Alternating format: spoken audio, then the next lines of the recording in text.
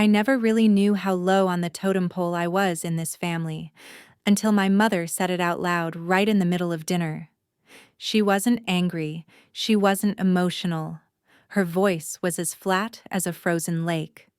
Your sister Sarah's family is always the number one priority, and you, Elena, you're always last. My dad, Robert, nodded gently as if it were a basic math problem that didn't need proving. Sarah, my sister, smirked into her glass of expensive red wine, her eyes sparkling with the satisfaction of a winner. I didn't cry. I didn't argue. I didn't throw my napkin on the table like in those cheap movies. I just looked at them and said, "Fine, it's good to know where I stand." Because right in that moment, something snapped inside me, not my heart, but the stupid loyalty I had kept for so many years. The sound of silverware clinking against the bone china plates rang out, cold and sharp amidst the silence filling the fancy dining room. They thought I was accepting my submission, but they were wrong. I was accepting the war. Before I tell you exactly how I drained their financial safety net and made them get on their knees to beg for help, take a second to hit that like button, subscribe, and comment where you're listening to this story from. Tell me, have you ever realized you were just a backup plan in your own family? My name is Elena. And throughout my life, I learned a painful lesson. Silence doesn't protect you. It just makes it easier for people to forget you exist. That dinner wasn't the end. It was the starting gun for the collapse of a fake family empire. Our childhood home in Denver was a masterpiece of deception. From the outside, it was boringly perfect. The lawn mowed to the millimeter, the neutral beige paint, and the family photos beaming at the entrance. But if you stood still long enough inside those four walls, you could feel a twisted kind of physics. Attention in this house wasn't divided. It had gravity, and it was all sucked tight toward Sarah. My sister had her own gravitational pull. Every dinner conversation bent around her schedule. When Sarah sneezed, the whole house rushed to find medicine. When Sarah got an A, it was a national holiday. And me? I learned my role early on. I was strong Elena. People used that word as a compliment, but really, it was a diamond-studded leash. It meant, don't ask, don't cause trouble, handle it yourself. It wasn't that I wasn't loved. That was the tricky part. I was loved on paper. That love sounded generous, but it always came with a hidden contract containing cruel terms. I noticed the difference in details so small, they hurt. On birthday mornings, Sarah's cake was custom ordered from the city's most famous bakery 3 weeks in advance. My cake? Mom grabbed it from the clearance rack at the supermarket on her way home from work, the frosting sometimes already cracked. On family trips to Florida, my suitcase stayed in the closet because Dad said I should stay home to save for the future. And on graduation day, while Sarah stood in the center of the glowing frame, I was the one behind the camera, holding their pile of coats, watching the milestones happen without me in them. They didn't just raise me, they trained me to be invisible. When I packed my bags to leave Denver for community college, there was no tearful goodbye at the airport. Actually, there was no flight in the script for me, just a half-hearted hug from Joyce right in the driveway and a dry reminder, text when you get there. Meanwhile, the day Sarah enrolled in a prestigious private school on the East Coast, the whole family threw a farewell party that lasted the entire weekend. Mom and Dad called selling assets to pay for Sarah's tuition a strategic investment, while me busting my back working 2 jobs at a cheap diner to pay rent was called survival instinct. I didn't realize the cruelty of that logic right away. I naively thought independence would make them proud. But I was dead wrong. Every time I got promoted, every time I bought a used car with my own savings, I was just unintentionally reinforcing the lie they used to sleep at night. See, Elena is fine. She doesn't need us. My strength wasn't their pride. It was their hall pass to avoid responsibility. When I moved to Seattle, that rule became clearer and crueler. Calls from home always started with fake concern and ended with Sarah's problems. "How's work in Seattle, honey?" Joyce would ask, but I could hear papers shuffling on the other end. "Great, Mom. Good. By the way, did you know Sarah is super stressed about her credit card debt?" And just like that, the spotlight shut off on me before it could even warm up. I became an expert at listening, nodding, and swallowing my own problems. I taught them that I didn't need space, didn't need help. And they learned that lesson perfectly. They loved me, but like how people love a backup generator, you only remember it exists when the main power goes out. After that fateful dinner, the surface of our lives didn't change. That was the point. Joyce didn't call to check how I felt. Sarah didn't text to apologize. Their lives continued smooth and slick, as if they hadn't used words to crush my self-esteem. But inside me, the gears of devotion had stopped turning. The requests still came like a damn habit. A text from Mom asking if I could watch the kids this weekend so Sarah could go to the spa to de-stress. A forwarded notice from Sarah about a failed payment, accompanied by a sarcastic, laughing with tears emoji. No one asked directly, "Do you have money?" They didn't need to ask. The default was enough. Before, my reflex would have been, "Okay, no problem. I'll handle it." But this time, I let my iPhone sit on the cold marble counter. I finished my black coffee. I went to work. I lived my life. And the weirdest thing happened. Nothing exploded. That silence brought a dark satisfaction.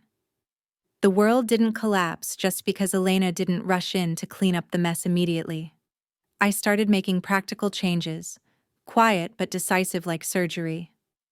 I moved money to new accounts at a bank my parents couldn't name. I canceled shared access to Netflix, Spotify, and most importantly, the supplementary credit card I had loaned out since college.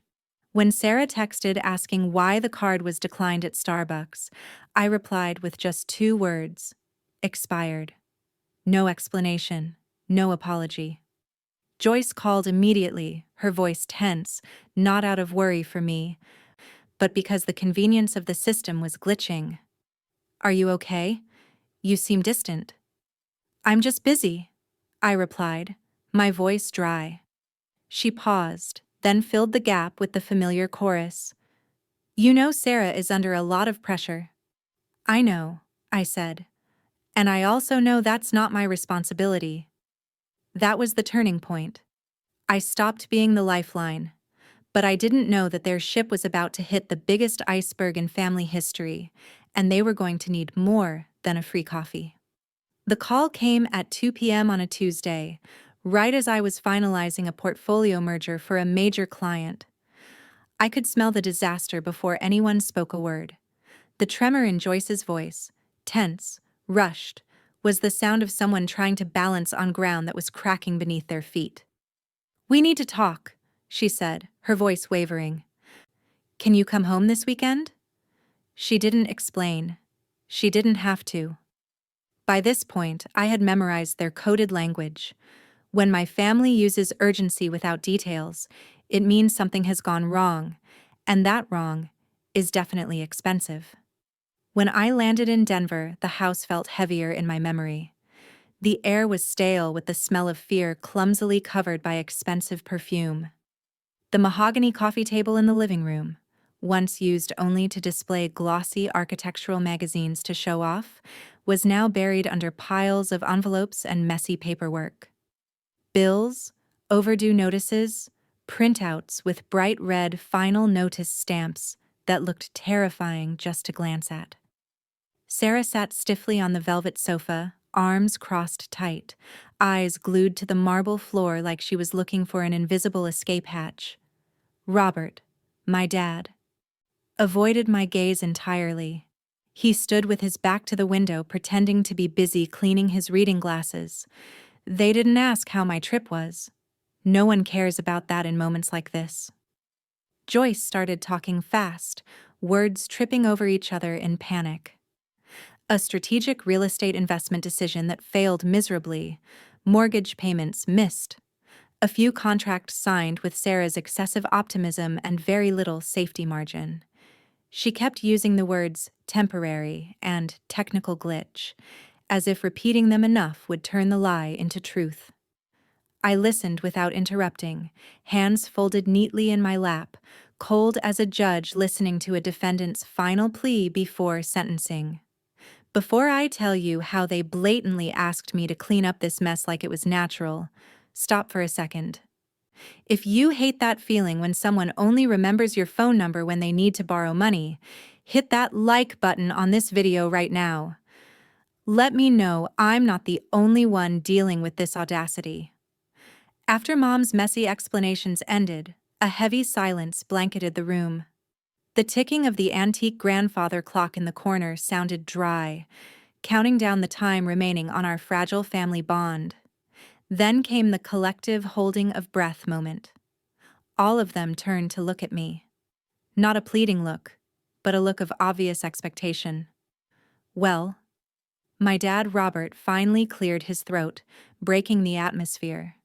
He didn't look me in the eye, but at the space behind my shoulder, his voice trying to sound calm like a seasoned negotiator.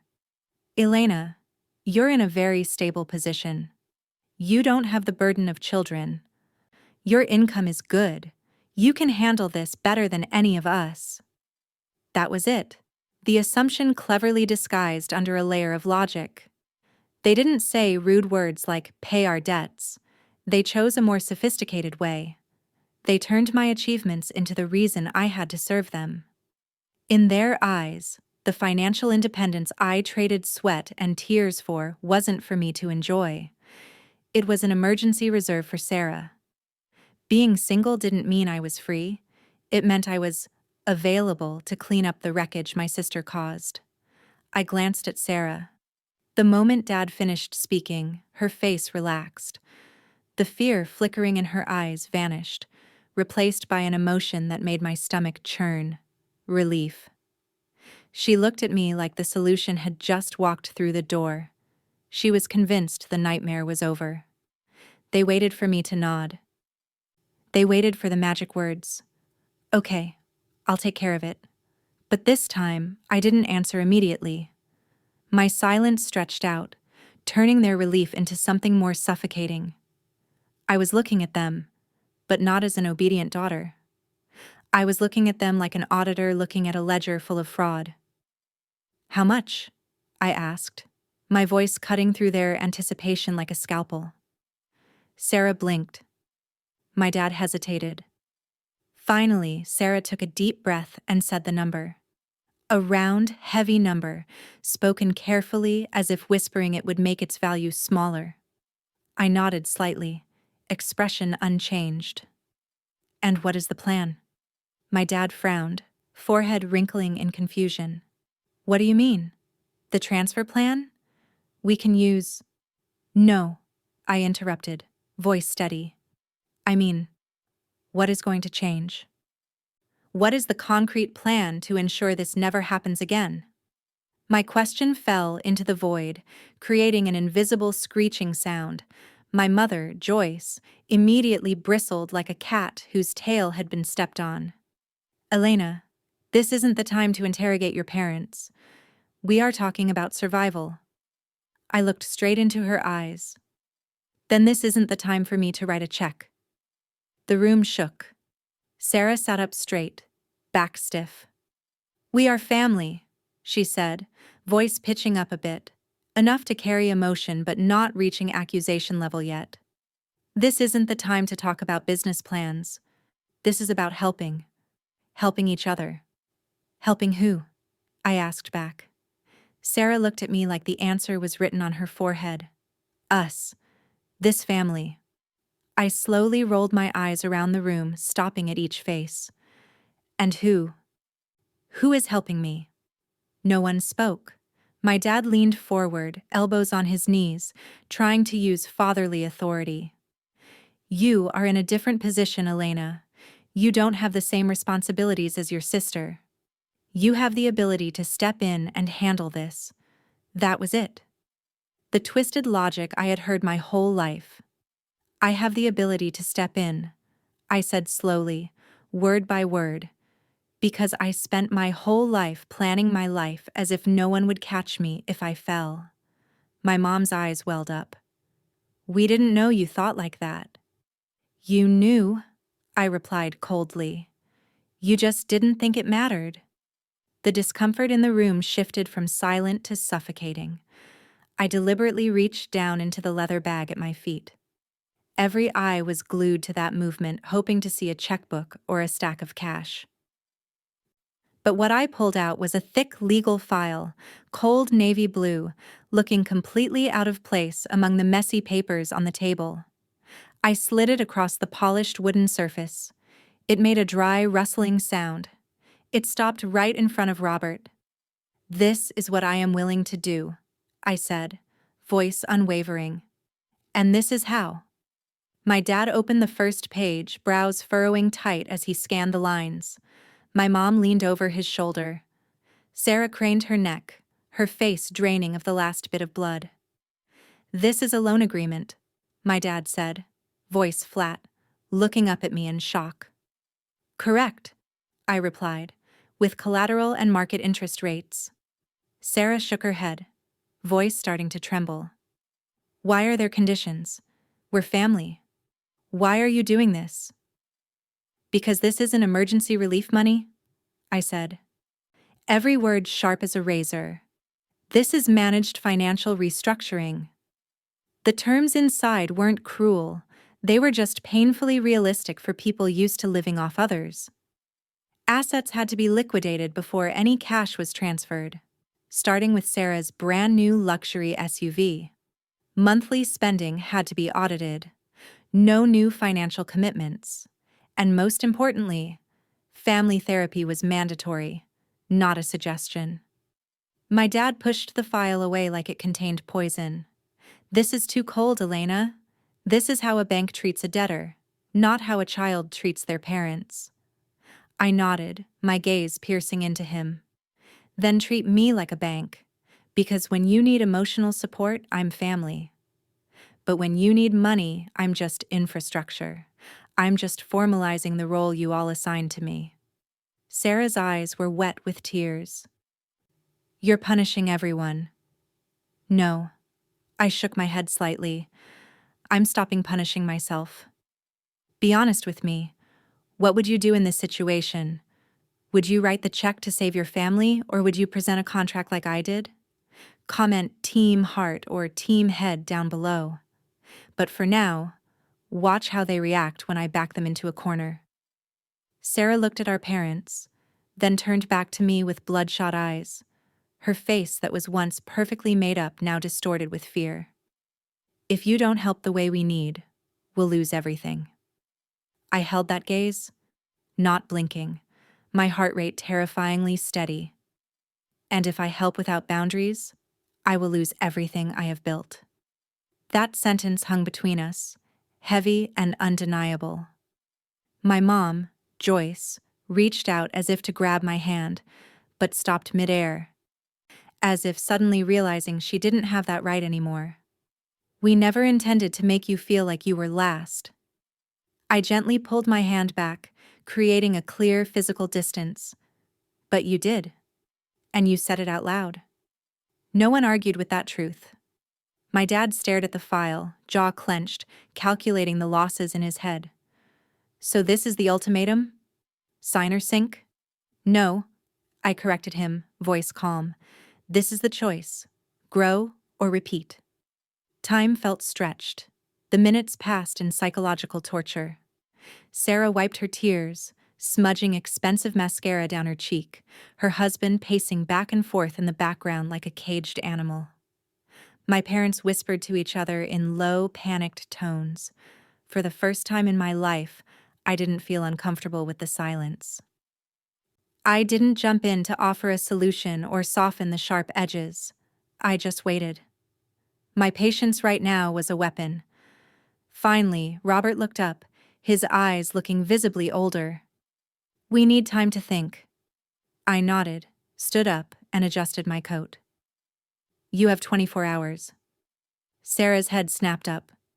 That's it? 24 hours for our whole lives? That's it, I said decisively. I'll be back tomorrow. Either we move forward with this contract or nothing happens at all. As I walked toward the door, my mom's voice rang out broken. If we say no, will you really walk away? I stopped, hand on the cold brass doorknob. I didn't turn back. I'm not walking away from you, I said, voice soft but echoing through the silent room. I'm walking toward myself. The next day, when I returned, the file was sitting neatly on the table. Next to the dotted lines were the shaky signatures of Sarah and my dad. No speeches were read. No apologies were wrapped in sob stories. Just the tired faces of people who realized the free party was over. The relief in the room was real, but so was the loss. The parasitic relationship they had maintained for years was officially severed. As I gathered my things to leave, Sarah looked at me, not with the condescending look of an older sister, but with the uncertainty of a child having to tie her own shoelaces for the first time. And for the first time in my life, her fear wasn't a problem I needed to solve. The consequences didn't hit immediately like a storm, but soaked in like water into soil. The luxury car disappeared from the garage. The lavish trips were canceled. The family therapy session started with defensive awkwardness. But slowly, the truth forced them to face their own incompetence. My parents were forced to lower their expectations to match their financial reality, instead of living on the illusion of their children's success. As for me, life in Seattle became weightless. I no longer jumped every time my phone buzzed. When Mom called, she asked, "How are you?" because she no longer dared to ask, "Do you have money?" The boundary I drew didn't erase love, but it redefined where love could exist without destroying me. One evening, sitting alone in my quiet apartment, I realized something simple but earth-shattering. For a long time, I thought being ranked last in the family was a curse, a position I needed to fight to escape by giving more. I was wrong. Standing last isn't a position you try to climb up from. It's a sign for you to step out of line and build a life where your value isn't measured by sacrifice. I'm no longer waiting for them to choose me. I chose myself. If this story feels uncomfortably familiar to you, I want you to know you're not alone. Share your thoughts in the comments. And if you're ready to choose yourself, hit subscribe so you don't miss the next story.